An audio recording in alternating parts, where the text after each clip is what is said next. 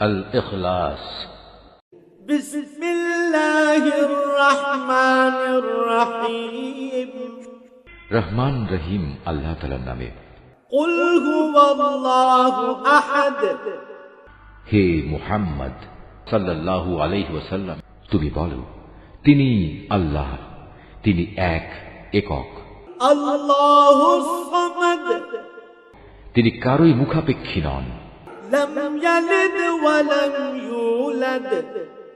তার থেকে কেউ জন্ম নেয়নি, তিনিও কারো থেকে জন্মগ্রহণ করেননি। ওয়া লাম ইয়াকুল লাহু কুফুওয়ান আহাদ। আর তার সমতুল্য দ্বিতীয় কেউই নেই।